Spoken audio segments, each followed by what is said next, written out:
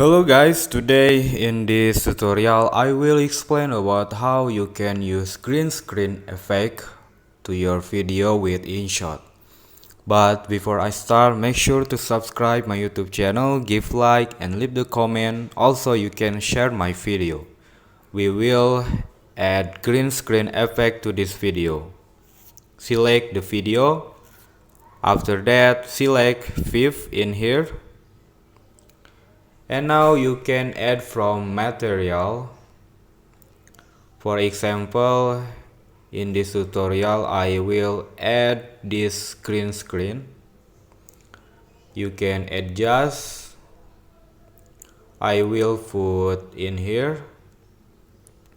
After doing this, you can select to chroma. And now you can adjust. And it's done.